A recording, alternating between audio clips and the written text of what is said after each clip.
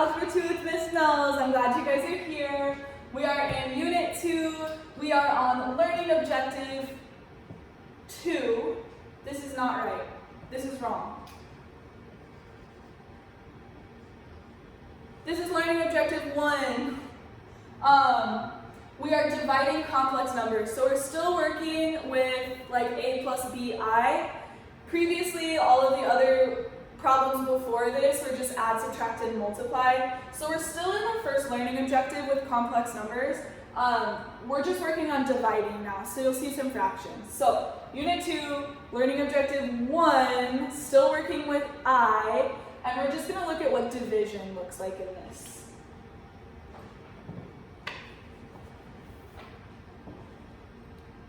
Okay, golden rule, big, important, you need to know this, write it down, circle, highlight, whatever. I is not allowed to be in the denominator of a fraction. Yes, you're going to see fractions, division, fraction, same thing, okay? Denominator is the bottom, so I is not allowed ever to be in the bottom of a fraction.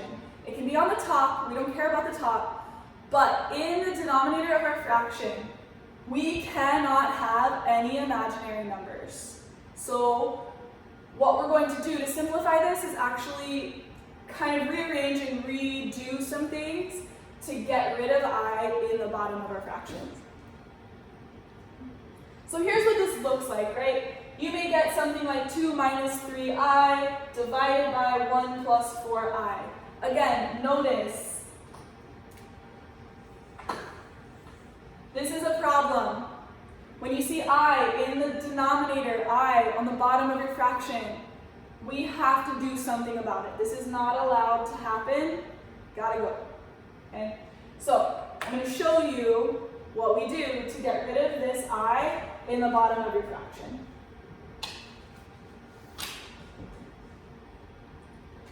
Very first thing you need to do is find something called a conjugate. Okay? A conjugate, like mathematically speaking, is something that has a reciprocal value, so it's kind of like an opposite. When we look at a conjugate, it's very easy to find just a couple of things. We only care about the denominator, so you only need the conjugate of the denominator. The top, leave it alone for now. Okay? Same. Geez. All this is wrong in here. You can just go ahead and try to find all my mistakes in these videos. We're going to change the sign in the middle, not the same. If you want a same, go for it. Okay. In the denominator, we're going to just switch the sign in the middle. So my denominator in this case is 1 plus 4i. All we're going to do is take this sign in the middle,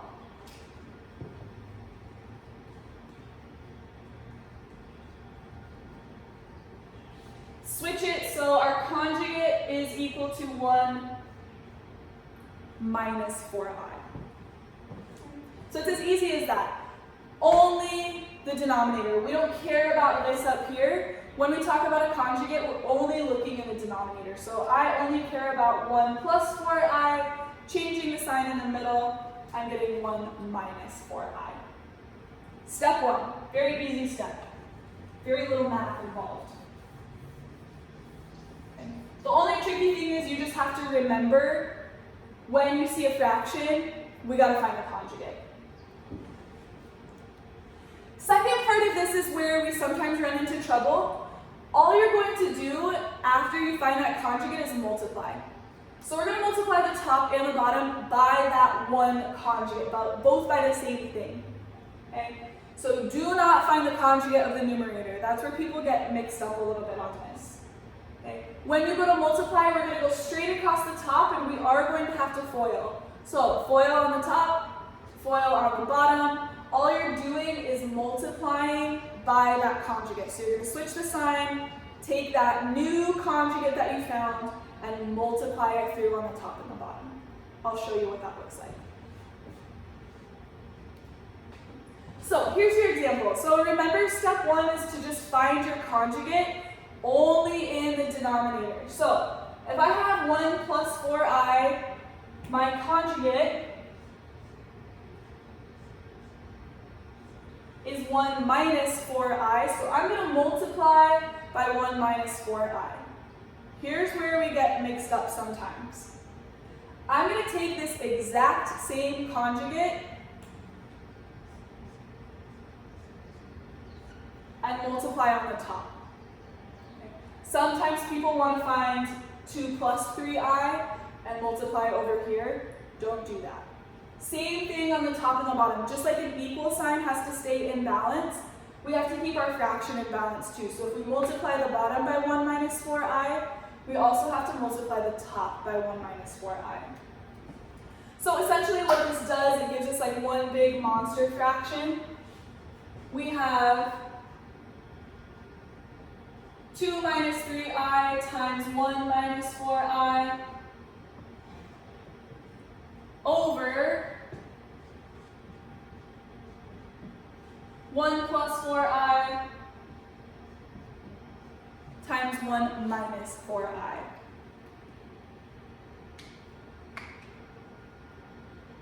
From here, you're just simplifying. So if it's easier for you, you can actually like cover up the denominator and just do the numerator and then switch.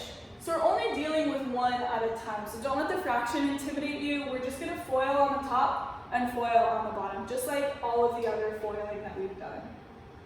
So I'm going to go my first terms, 2 times 1 is 2. Then I'm going to go outside, 2 times negative 4i is negative 8i. Then I'm going to go insides, negative 3i times 1 is just negative 3i. And I'm going to go last, negative 3 times negative 4 is positive 12. And then be careful on this one, I times I is I squared. So when I FOIL the top, I get 2 minus 8i minus 3i plus 12i squared. I'm going to do the same thing on the bottom. 1 times 1 is 1.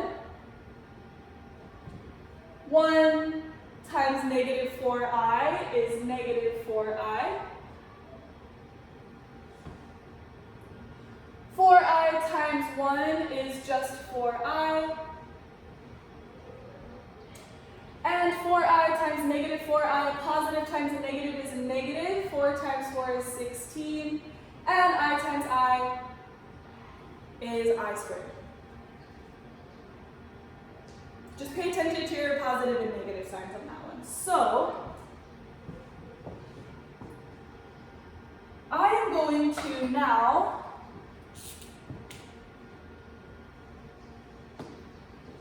just go ahead and start simplifying. So I'm going to combine like terms on the top. The other thing I want to do, remember we should never have exponents on I. I can simplify that even more. So on the top, I have 2. I'm going to come over here. Negative 8i minus 3i gives me negative 11. I have a plus 12, but I know that I squared can be replaced with negative 1.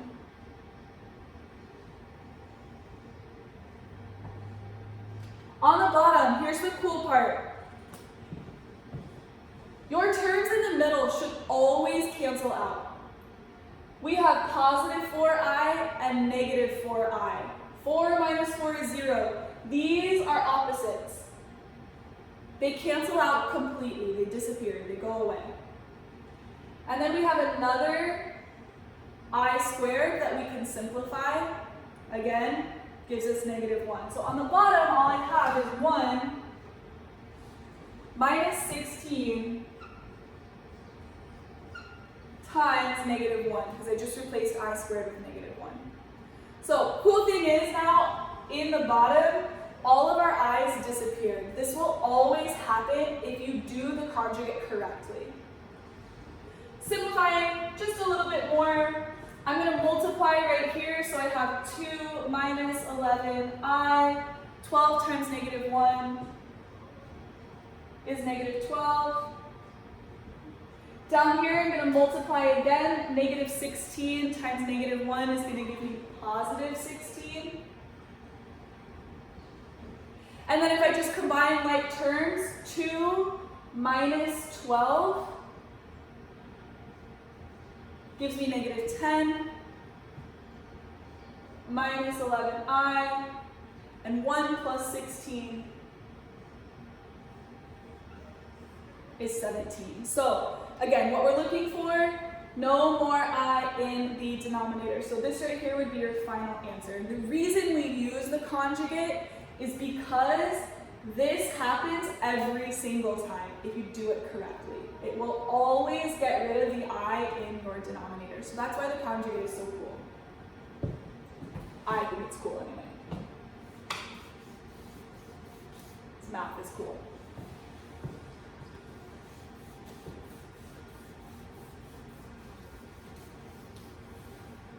So just a couple of key takeaways for you. You're only finding one conjugate. You're using the same one on the top and the bottom. In the denominator, your middle terms should always cancel out. You should always get an I squared, which eventually becomes negative 1. And you should not have an I in the denominator when you are finished. If you have an I in the basement of your fraction, it's wrong. You need to go back and double check it. Okay?